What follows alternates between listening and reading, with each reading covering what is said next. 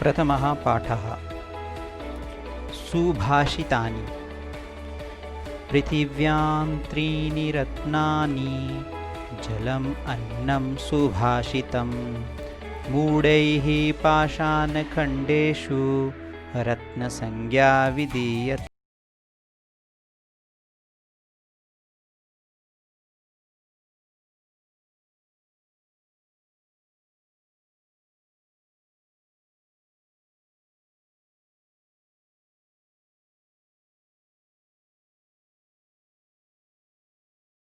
सत्तेन धार्यते पृथ्वी सत्तेन तपते रविः सत्तेन वाति वायुश्च सर्वं सत्ते प्रतिष्ठितम्।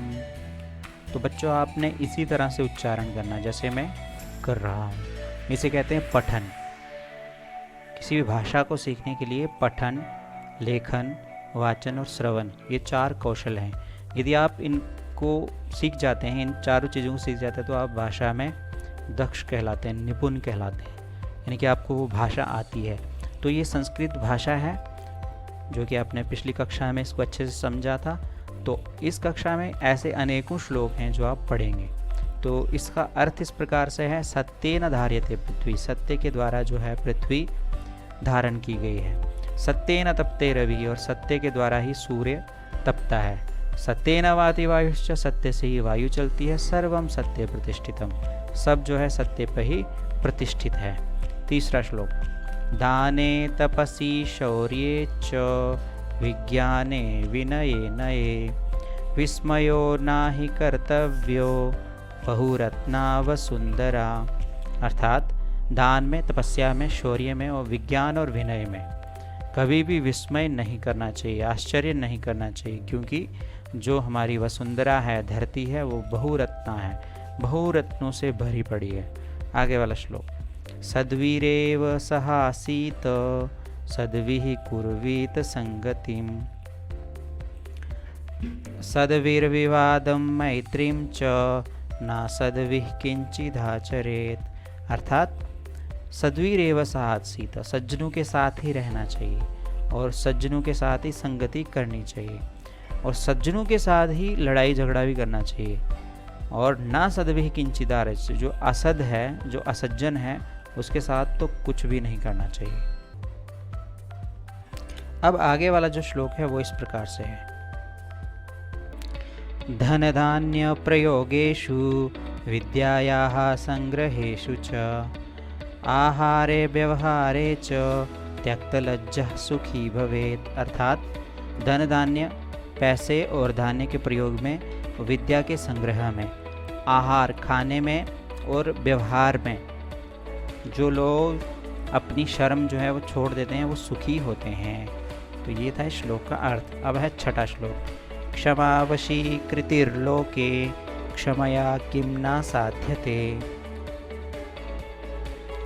शांति खड्गः करे यस्य किं करिष्यति दुर्जनः। अर्थात क्षमा से पूरे लोक को वश में किया जा सकता है, और क्षमा से क्या नहीं किया जा सकता है, जिसके रूप में शांति रूप, जिसके हाथ में शांति रूपी खड्ग है, उसका दुर्जन लोग क्या करेंगे। तो ये था हमारा छठा श्लोक, ये था हमारा प्रथम पाठ जो हमने पढ़ लिया। अब बढ़ते हैं पाठ संख्या 2 की ओर।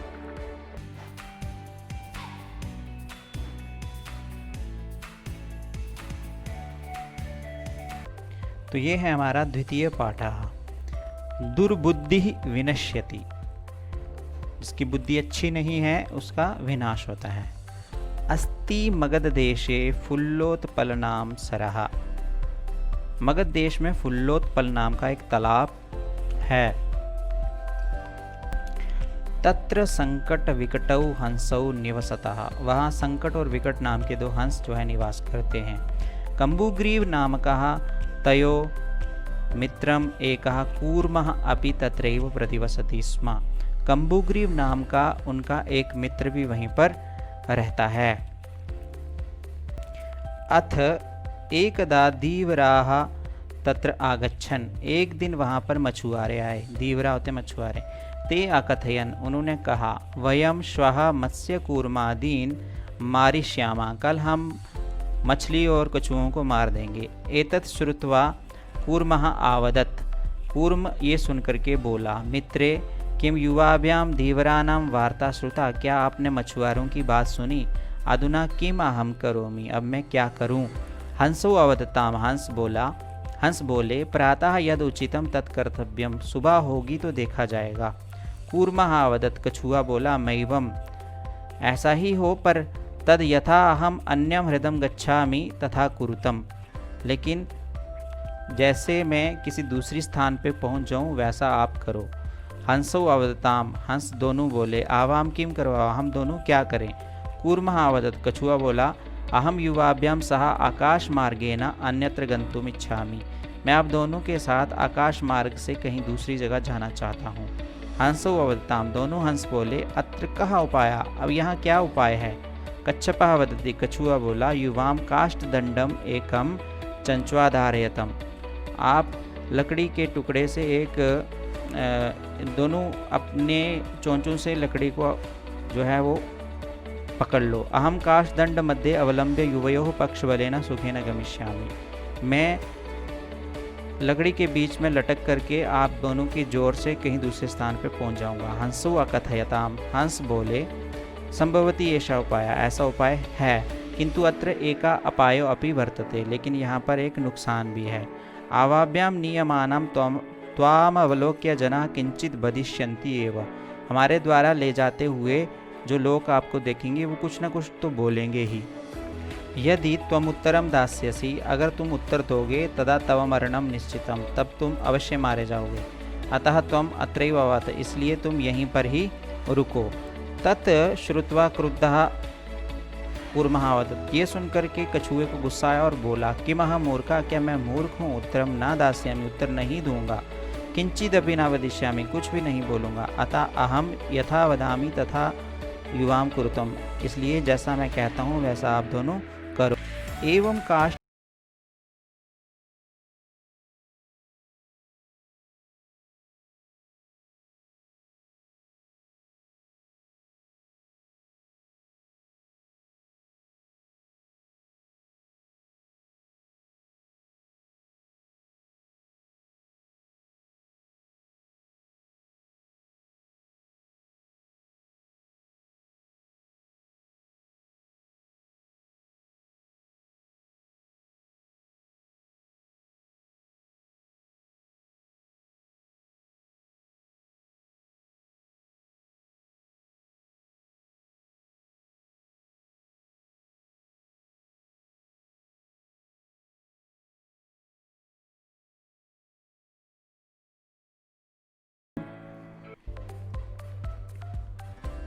तेषां तद्वचनं श्रुत्वा कूर्मः क्रुद्धः जाता, उनके ये वचन सुनकर के कछुए को गुस्सा आ गया। मित्राभ्याम दत्तम वचनम विस्मृत्य सावदत्, दोस्तों के दिए हुए वचन को वह भूल गया। यूयम भस्म खादत, और बोला, आप लोग भस्म खाओ। तत्क्षण में वह कूर्मः दंडात भूमौ पतितः, उसी समय कछुआ जो है भूमि पर गिर गया। पौरई सह मारितः, और जो गोपाल थे उनके द्वारा मार दिया गया। अतः एव उक्तम, इसलिए कहा जाता है, सुहृदाम हित कामानाम वाक्यम यो न विनंदति, सा कूर्म इव दुर्बुद्धि काष्ठाद भ्रष्टो विनश्यति, जो अच्छे हृदय वाले, आपका हित चाहने वाले का वाक्य जो है उसका अभिनंदन नहीं करता, उसकी कछुए की तरह ही दुर्बुद्धि होती है, और वो भी जैसे कछुआ काष्ठ से गिर के विनष्ट हो गया, उसी तरह से उसका भी काष्ठ से गिर के विनाश होने वाली ही स्थिति होती है। ये था हमारा दूसरा पाठ जिसे हमने पढ़ लिया। अब बढ़ते हैं पाठ संख्या 3 की ओर। इसी तरह से आप पूरी वीडियो देखेंगे। हम यहाँ पर आपका हाफ ईयर तक का सिलेबस जो है वो कवर करेंगे इस पार्ट में, और दूसरे पार्ट में आप देखेंगे हाफ ईयर के बाद का सिलेबस। तो चलिए बढ़ते हैं पाठ संख्या 3 की ओर।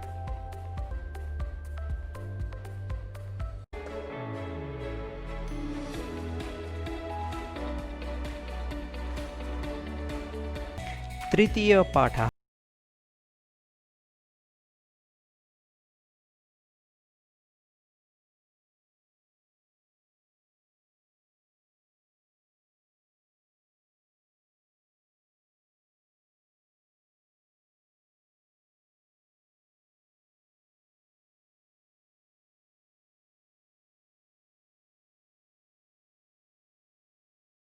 भवने सर्वविधानि सुख साधनानि आसन, इसलिए उसके घर में सब प्रकार के साधन थे। तस्मिन् विशाले भवने चत्वारिंशत् स्तंभाः आसन, उसके विशाल भवन में 40 पिलर थे, ये वाले पिलर हैं। तस्य 18 प्रकोष्ठेषु 50 गवाक्षाः चतुश्चत्वारिंशत् द्वाराणि 36 विद्युत व्यजनानि च आसन, उसके 18 कमरों में 50 खिड़कियाँ और 44 द्वार और 36 पंखे थे। तत्र 10 सेवकाः निरंतरम कार्यं कुर्वन्ति स्म, वहाँ पर 10 सेवक हमेशा काम करते थे। परम कृष्णमूर्तेः माता पिता च निर्धनौ कृषक दंपति, लेकिन कृष्णमूर्ति जो थे उनके माता पिता निर्धन और किसान थे। तस्य गृहम आडंबर विहीनम साधारणं च आसीत्, उनका घर जो आडंबर से विहीन और साधारण था। एकदा श्रीकंठः तेन सह प्रातः 9 तस्य गृहम् आगच्छत्, एक दिन श्रीकंठ उसके साथ सुबह 9 बजे उसके घर में आया। तत्र कृष्णमूर्ति तस्य माता पिता च स्वशक्त्या श्रीकंठस्य आतिथ्यम् अकुर्वन्, वहाँ पर उसके माता पिता और श्रीकंठ कृष्णमूर्ति और उसके माता पिता ने अपनी शक्ति से श्रीकंठ का आतिथ्य किया। एतत् श्रुत्वा श्रीकंठः कथयत्, ये सुनकर के श्रीकंठ बोला, मित्र दोस्त अहम भवतां, मैं आपका सत्कारेण संतुष्टो अस्मि, आपके सत्कार से संतुष्ट हूँ। केवलम इदम एव मम दुखम, लेकिन मुझे एक ही दुख है, यत तव गृहे को अपि वृत्त्यः नास्ति, कि तुम्हारे घर में कोई भी नौकर नहीं है। मम सत्काराय भवतां बहु कष्टम जातम, मेरे सत्कार से तुम्हें बहुत कष्ट हुआ। मम गृहे तु बहवः कर्मकराः सन्ति, मेरे घर में तो बहुत नौकर हैं। तदा कृष्णमूर्ति आवदत्, तब कृष्णमूर्ति बोला, मित्र दोस्त ममापि 8 कर्मकराः सन्ति, मेरे भी 8 नौकर हैं। ते च 2 पादौ, वे 2 हैं पैर, 2 हस्तौ, 2 हाथ हैं, 2 नेत्रे और 2 आँखें हैं, 2 श्रोत्रे इति, 2 कान हैं, ऐसा। एते प्रतिक्षणम मम सहायका, ये हमेशा मेरे नौकर ही हैं, सहायक हैं। किंतु तव वृत्त्याः सदैव सर्वत्र च उपस्थितः भवितुं न शक्नुवन्ति, लेकिन तुम्हारे जो नौकर हैं हमेशा सब जगह उपस्थित नहीं हो सकते। त्वं तु स्वकार्याय वृत्त्यादीना, तुम तो अपने काम के लिए नौकरों के अधीन हो। यदा यदा ते अनुपस्थिता, जब जब वो अनुपस्थित होते हैं, तदा तदा तब तब त्वं कष्टम अनुभवसि, तुम कष्ट अनुभव करते हो। स्वभावलंबने तो सर्वदा सुखमेव, अपना कार्य खुद करने में तो हमेशा सुख ही है, ना कदापि कष्टम भवति, और कभी भी कष्ट नहीं होता है। श्रीकंठ आवत, श्रीकंठ बोला, मित्र दोस्त तव वचनानि श्रुत्वा मम मनसि महती प्रसन्नता जाता, तुम्हारे वचन सुनकर के मेरे मन में बहुत खुशी हुई। अधुना अहमपि स्वकार्याणि स्वकार्यमेव कर्तुम् इच्छामि, आज से मैं भी अपना कार्य खुद ही करने की सोच रहा हूँ। भवतु, ठीक है। सार्धद्वादशवादनमिदं, 12:30 हो गए। सांप्रतम गृहम चलामि, तो अब मैं घर चलता हूँ। ये था हमारा पाठ संख्या 3 जो हमने पढ़ लिया। अब बढ़ते हैं पाठ नंबर 4 की ओर।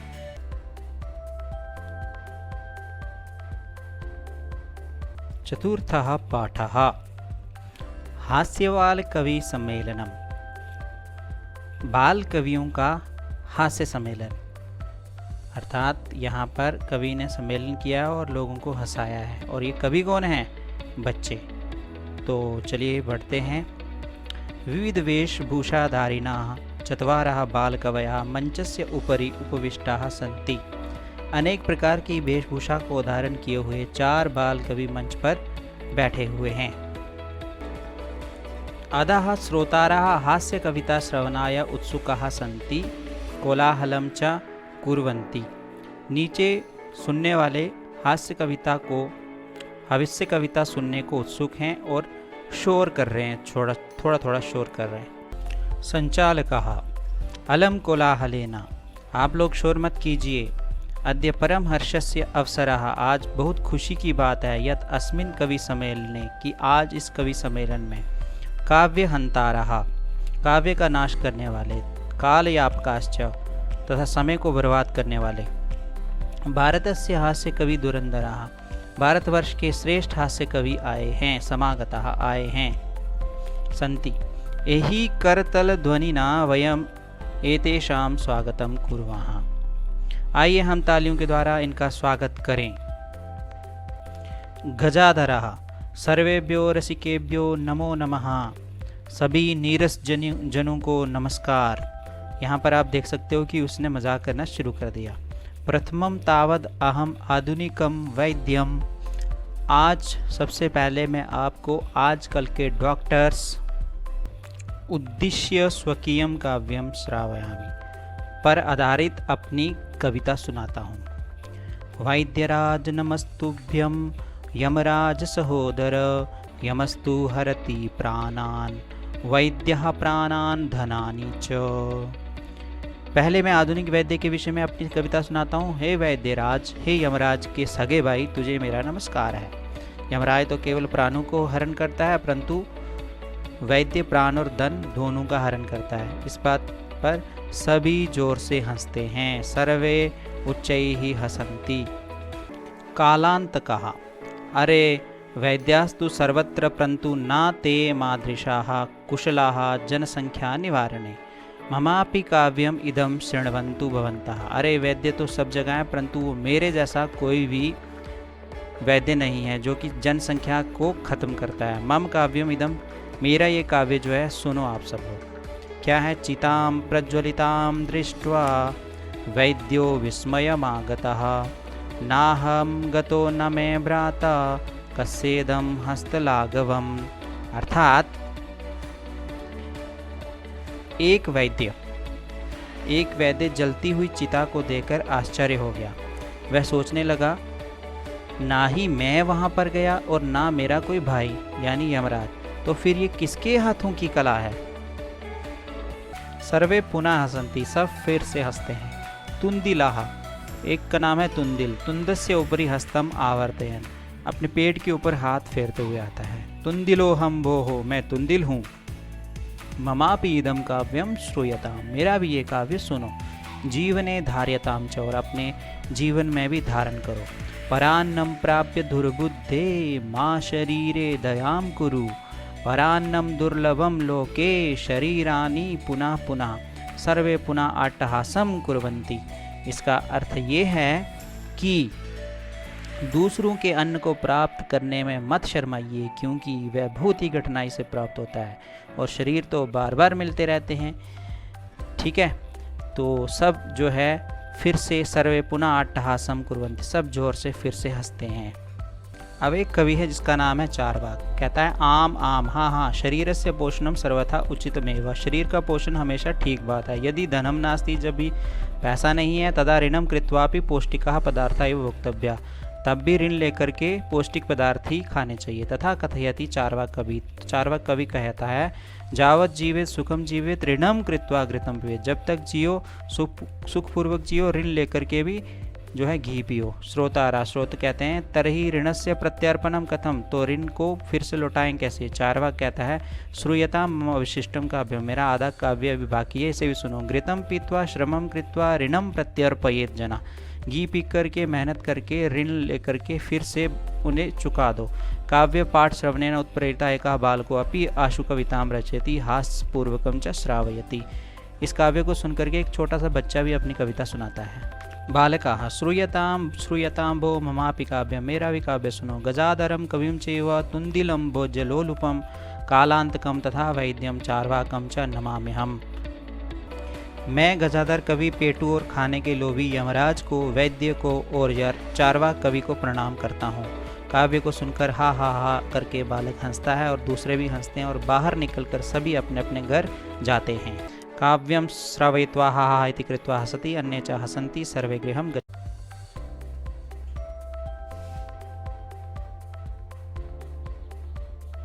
पंचमः पाठः पंडिता रमाबाई। ये पंडिता रमाबाई के ऊपर आधारित पाठ है। स्त्री शिक्षा क्षेत्रे अग्रगण्या पंडिता रमाबाई 1858 तमे ख्रीष्टाब्दे जन्म अलभत। स्त्री क्षेत्र में अग्रगण्य पंडिता रमाबाई का जन्म 1858 ख्रीस्ताब्दी में हुआ। तस्याः पिता अनंतशास्त्री डोंगरे, माता च लक्ष्मीबाई आस्ताम्। उनके पिता अनंत शास्त्री डोंगरे तथा माता लक्ष्मीबाई थी। तस्मिन् काले स्त्री शिक्षायाः स्थितिः चिन्तनीया आसीत्। स्त्रीणां कृते संस्कृत शिक्षणं प्रायः प्रचलितं न आसीत्। चिंतनीय थी उस समय स्त्रियों की शिक्षा, और स्त्रियों के लिए संस्कृत शिक्षा का शिक्षण प्रायः प्रचलित नहीं था। किंतु डोंगरे रूढ़िबद्धां धारणां परित्यज्य स्वपत्नीं संस्कृतम् अध्यापयत्। डोंगरे ने रूढ़िबद्ध धारणा को छोड़ करके अपनी पत्नी को संस्कृत पढ़ाई। एतदर्थं सा समाजस्य प्रतारणम् अपि असहत। इसके लिए उन्होंने समाज की प्रताड़ना भी सहन की। अनंतरम रमा अपि स्वमातुः संस्कृत शिक्षां प्राप्तवती। इसके बाद रमा ने भी अपनी माता से संस्कृत की शिक्षा प्राप्त की। कालक्रमेण रमायाः पिता विपन्नः संजातः। कालक्रम से रमा के पिता विपन्न हो गए। तस्या पितरौ ज्येष्ठा भगिनी च दुर्भिक्ष पीड़िता दिवंगता।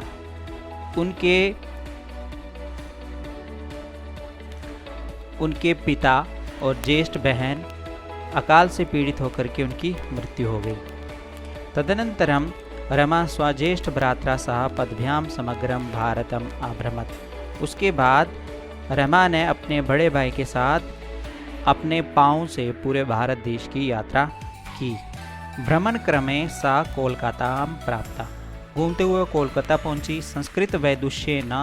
संस्कृत वैदुष विद्वानों के द्वारा सा तत्र पंडिता सरस्वती चेति उपाधिभ्यां विभूषिता।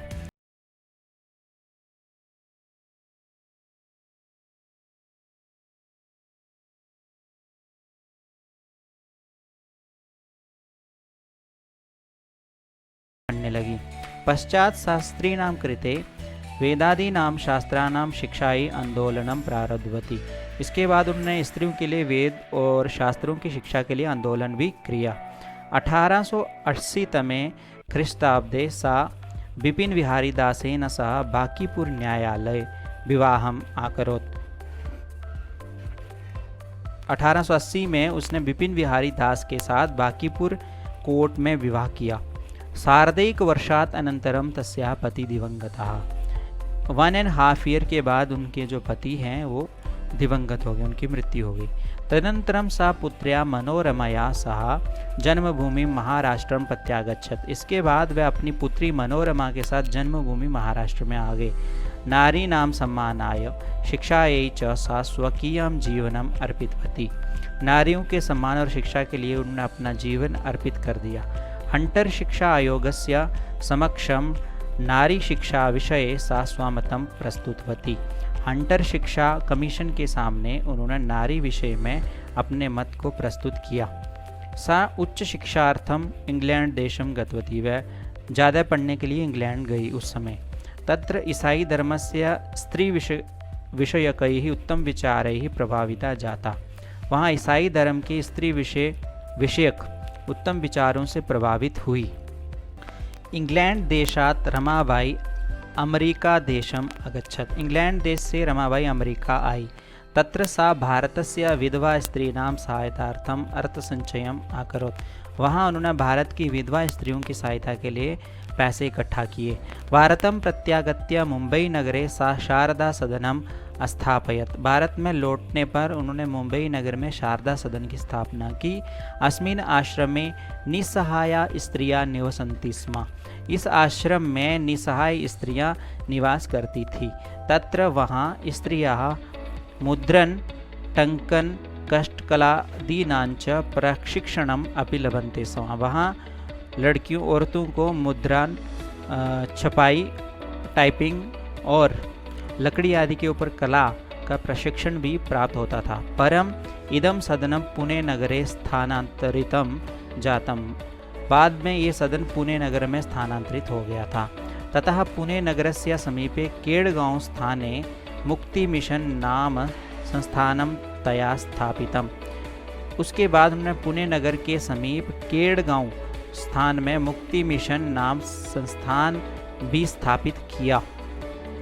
अत्र अधुना अपि निराश्रिताः स्त्रियः ससमानं जीवनं यापयन्ति। यहाँ आज भी निराश्रित स्त्रियां ससमान जीवन यापन कर रही हैं। 1922 तमे ख्रीष्टाब्दे रमाबाई महोदयायाः निधनम् अभवत्। 1922 में रमाबाई महोदय का निधन हो गया। सा देश विदेशानाम अनेकासु भाषासु निपुणा आसीत्। वो देश विदेश की बहुत सारी भाषाओं में निपुण थी। समाज सेवायाः अतिरिक्तं लेखन क्षेत्रे अपि तस्याः महत्वपूर्णम् अवदानम् अस्ति। समाज सेवा के अतिरिक्त लेखन क्षेत्र में भी उनका महत्वपूर्ण योगदान है। स्त्री धर्मनीति हाई कास्ट हिंदू विमेन इति तस्याः प्रसिद्धं रचनाद्वयं वर्तते। हाई कास्ट हिंदू विमेन और स्त्री धर्मनीति ये उनकी दो प्रसिद्ध रचनाएं हैं। तो ये था पाठ संख्या 5 जो हमने पढ़ लिया। बढ़ते हैं पाठ संख्या 6 की ओर।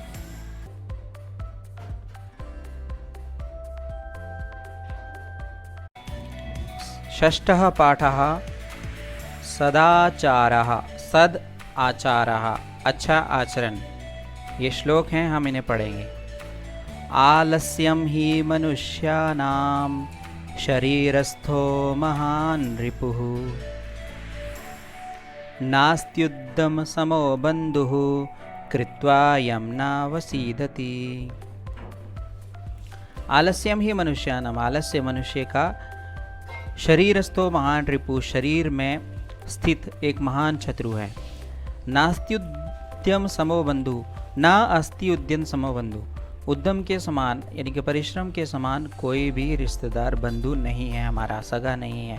कृत्वा यम ना वसीदति, ठीक है, जो इस बंधु के साथ बंधुता रखता है करता है वो कभी भी दुखी नहीं होता है। इसलिए हमें हमेशा परिश्रम करना चाहिए, आलस्य नहीं करना चाहिए। श्वः कार्यमद्य कुर्वीत पूर्वाह्ने चापराह्निकम् नहीं प्रतीक्षते मृत्युः कृतमस्य न वा कृतम्। श्वः कार्यमद्य कुर्वीत, कल का कार्य आज करो। पूर्वाह्ने च पराह्निकम्, और जो पूर्वाह्न में काम करना है वो अभी अपराह्न में ही कर लो। नहीं प्रतीक्षते मृत्यु, क्योंकि जो मृत्यु है वो कभी भी किसी की प्रतीक्षा नहीं करती। कि कृतमस्य न वा कृतम्, कि वो काम आपने किया है या अभी नहीं किया है। सत्यम ब्रूयात् प्रियम ब्रूयात् न ब्रूयात् सत्यम अप्रियम प्रियम च नानृतं ब्रूयात् एषः धर्मः सनातनः। सत्य बोलो, प्रिय बोलो, और ना ब्रूयात् सत्यम और अप्रियम, और कभी भी असत्य और अप्रिय कभी मत बोलो। प्रियम च नानृतं ब्रूयात्, और प्रिय और अनृत, अनृत होता है झूठ। अनृतम ब्रूयात्, अनृतम न ब्रूयात्, कभी झूठ मत बोलो। एषः धर्म सनातना, ये सनातन धर्म कहलाता है। सर्वदा व्यवहारे स्यात् औदार्यम सत्यता तथा, हमेशा व्यवहार में क्या हो, औदार्य उदारता और सत्यता हो। ऋजुता मृदुता चापि कौटिल्यम न कदाचन। ऋजुता कोमलता, मृदुता कोमलता हो, और कौटिल्य जो है वो कभी भी नहीं होना चाहिए। हमेशा अपने व्यवहार में उदारता और सत्यता होनी चाहिए, ठीक है। सरलता, कोमलता और कौटिल्य कभी नहीं होना चाहिए। श्रेष्ठम जनम गुरुम चापि मातरम पितरम तथा मनसा कर्मणा वाचा सेवेत सततम सदा। श्रेष्ठ जन गुरु, यानी कि श्रेष्ठ जन और गुरु माता पिता की मन से, कर्म से और वाणी से सेवा हमेशा करनी चाहिए। मित्रेण कलहम कृत्वा न कदापि सुखी जनः इति ज्ञात्वा प्रयासेन तदेव परिवर्जयेत्। दोस्त के साथ झगड़ा करके न कभी भी कोई सुखी हो सकता है इंसान, ये जान करके हमेशा प्रयास से इसे छोड़ देना चाहिए। कि अगर आप अभी झगड़ा करते हैं तो इसे छोड़ देना चाहिए। ये था हमारा पाठ संख्या 6। तो चलिए बढ़ते हैं अब पाठ संख्या 7 की ओर।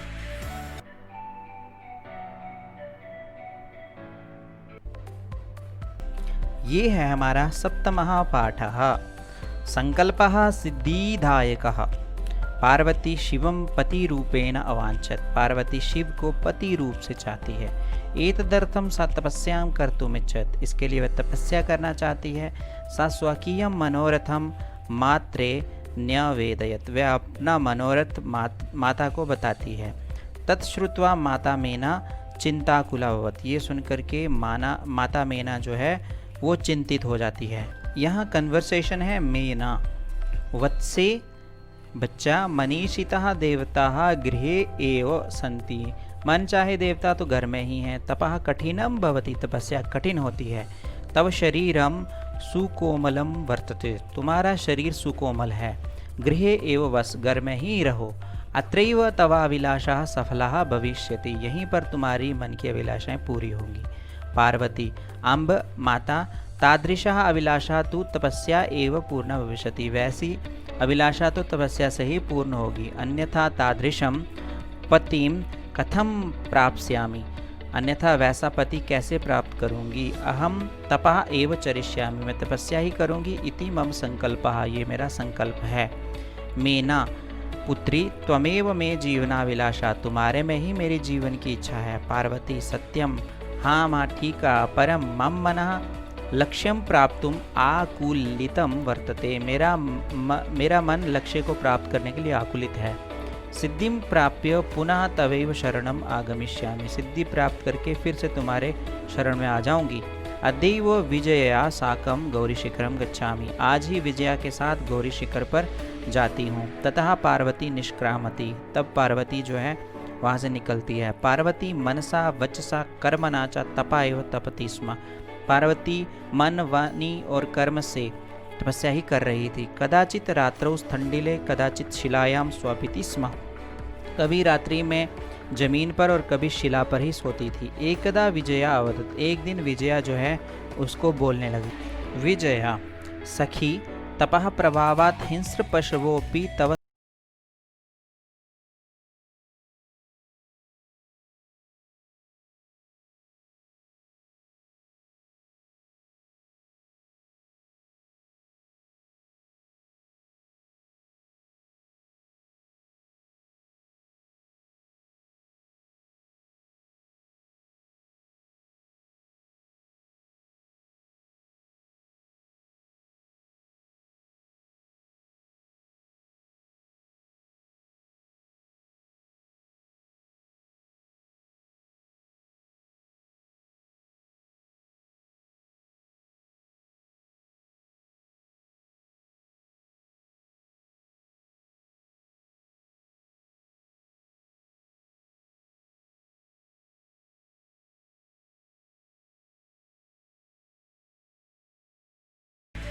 पार्वती अयि आतुर हृदय। अरे उतावले हृदय वाली। कथम त्वम चिंतिता। कैसे तुम चिंतित हो रही हो। नेपथ्य अयि भो अहम आश्रम बटुहु जलम वांछामि।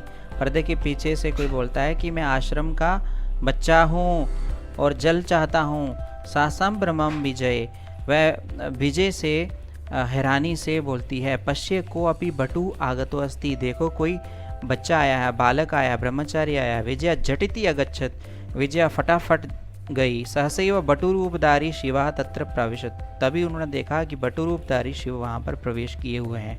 विजया बटो स्वागतम ते। बटो तुम्हारा स्वागत है। उपविशतु भगवान, तुम यहाँ बैठो। इयम में सखी पार्वती। ये मेरी सखी पार्वती है। शिवम प्राप्तुम अत्र तपा करोति। शिव को प्राप्त करने के लिए यहाँ तपस्या कर रही है। बटुः हे तपस्विनी किम क्रियार्थम पूजोपकरणम वर्तते। स्नानार्थम जलम सुलभम भोजनार्थम फलम वर्तते। हे तपस्विनी क्या क्रिया के लिए पूजोपकरण है, स्नान के लिए जल है, भोजन के लिए फल है। त्वं तु जानासि एव शरीर माध्यम खलु धर्म साधनम।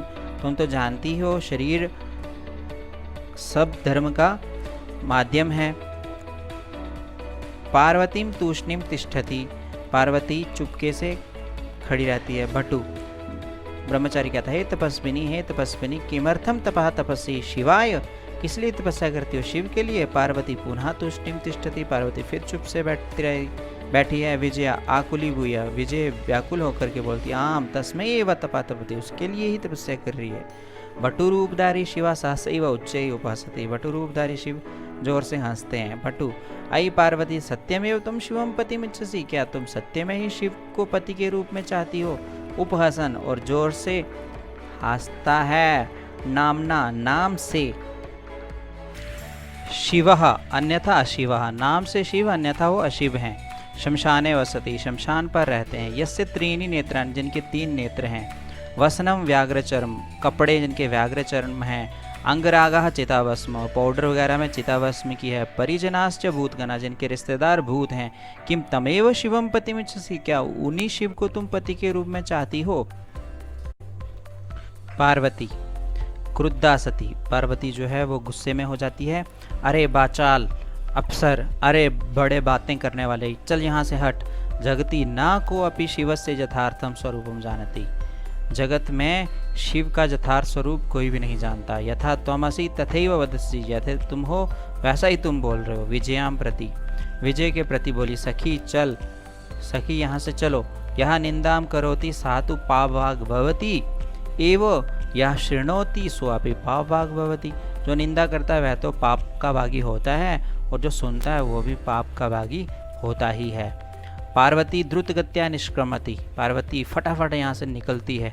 तदैव पृष्ठतः भटो रूपम परित्यज्य शिवः तस्य हस्तम गृह्णाति, तब पीछे से भटु रूप को छोड़ करके शिव जो है अपना रूप लेकर के पार्वती का हाथ ग्रहण करते हैं। पार्वती लज्जया कंपति, और पार्वती शर्म से कांप जाती है। शिवा पार्वती प्रीतो अस्मि तव संकल्पेन, शिव कहते हैं पार्वती तुम्हारे संकल्प से मुझे प्रीति हो गई। अद्य प्रवृत्ति अहम तव तपोभिः क्रीतदासोस्मि, आज से मैं तुम्हारे द्वारा, तुम्हारी तपस्या के द्वारा खरीद लिया गया समझो। विनतानना पार्वती विहसती, नीचे की ओर मुख करके पार्वती हंसने लगी। इस प्रकार से ये पाठ जो है हमारा समाप्त हुआ। पाठ संख्या 7। अब हम बढ़ते हैं पाठ संख्या 8 की ओर।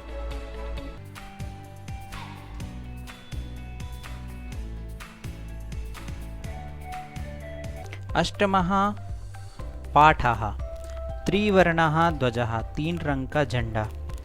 केचन बालकाः काश्चन बालिकाश्च स्वतंत्रता दिवसस्य ध्वजारोहण समारोहे सोत्साहं गच्छन्तः परस्परं संलपन्ति, कुछ बालक और कुछ बालिकाएं स्वतंत्रता दिवस के ध्वजारोहण समारोह में उत्साहपूर्वक जाते हुए एक दूसरे से बातचीत कर रहे हैं।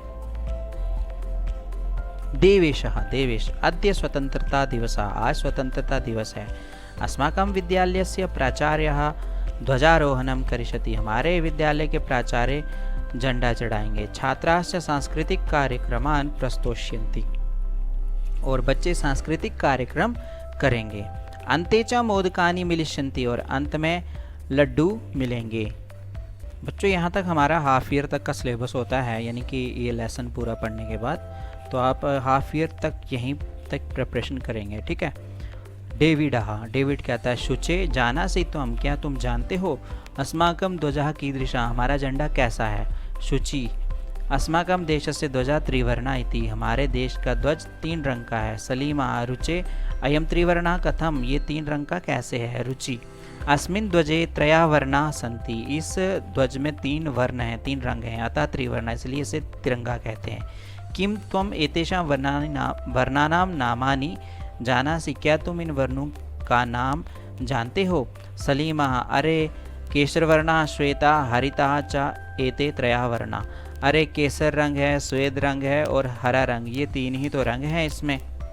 देवेशः अस्माकं ध्वजे एते त्रयः वर्णा किम सूचयन्ति, हमारे झंडे में ये 3 रंग क्या बताते हैं? सलीम शृणु सुनो, केसरवर्णः शौर्यस्य, केसर रंग शौर्य का, श्वेतः सत्यस्य, सफ़ेद रंग सत्य का, हरितश्च और हरा समृद्धि सूचकाः सन्ति, समृद्धि का सूचक है। शुचि किम एतेषां वर्णानाम अन्यदपि महत्वम, क्या इन वर्णों का अन्य भी महत्व है कोई? डेविडाः आम कथम न, हाँ हाँ कैसे नहीं। ध्वजस्य उपरि स्थितः केसरवर्णः त्यागस्य, ध्वज के ऊपर में स्थित केसर रंग त्याग का, उत्साहस्य उत्साह का, च सूचकः सूचक है। मध्य स्थितः श्वेतवर्णः, बीच में स्थित सफेद रंग सात्विकताया सात्विकता का, शुचिताया शुचिता का, द्योतकः द्योतक है। अधः स्थितः हरितवर्णः वसुंधरायाः, और नीचे स्थित हरा रंग वसुंधरा की सूक्ष्म धरती की सूक्ष्मा का, उर्वरतायाश्च और उर्वरता का द्योतक है, द्योतकाः। तेजिंदरः तेजिंदर शुचे शुचि। ध्वजस्य मध्ये एकम नीलवर्णम चक्रम वर्तते, ध्वज के बीच में एक नीले रंग का चक्र भी है, शुचि। आम आम हाँ हाँ, इदम अशोक चक्रम कथ्यते, इसे अशोक चक्र कहते हैं। एतत् प्रगते है न्यायस्य च प्रवर्तकम, ये प्रगति और न्याय का प्रवर्तक है। सारनाथे अशोक स्तंभ अस्ति, सारनाथ में अशोक स्तंभ है। तस्मात् एव एतत् गृहीतम, वहीं से इसे लिया गया है। प्रणवः प्रणव, अस्मिन् चक्रे 24 अरा सन्ति, इस चक्र में 24 तीलियां हैं। मेरी भारतस्य संविधान सभायां 22 जुलाई 1947 तमे वर्षे समग्रतया अस्य ध्वजस्य स्वीकरणं जातम्। भारत की संविधान सभा में 22 जुलाई 1947 में समग्रता से इसका ध्वज का स्वीकरण किया गया था, यानी कि सब ने मिलकर इसको स्वीकार कर लिया था, इस झंडे को। तेजिंदराः अस्माकं त्रिवर्णः ध्वजः स्वाधीनतायाः राष्ट्रगौरवस्य च प्रतीकः, हमारा त्रिवर्ण ध्वज स्वाधीनता का राष्ट्र गौरव का प्रतीक है। अतः एव स्वतंत्रता दिवसे गणतंत्र दिवसे च अस्य ध्वजस्य उत्तोलनं समारोह पूर्वकं भवति, इसलिए स्वतंत्रता दिवस और गणतंत्र दिवस पर इसका ध्वज का उत्तोलन समारोह पूर्वक होता है। जयतु त्रिवर्णः ध्वजः जयतु भारतम, तिरंगे की जय हो और जय हो भारत देश की। तो ये था हमारा 8वां पार्ट, यहाँ तक हमारा हाफ ईयर तक का सिलेबस कंप्लीट होता है। तो अब हम बढ़ेंगे पार्ट 2 की ओर और देखेंगे 9th चैप्टर।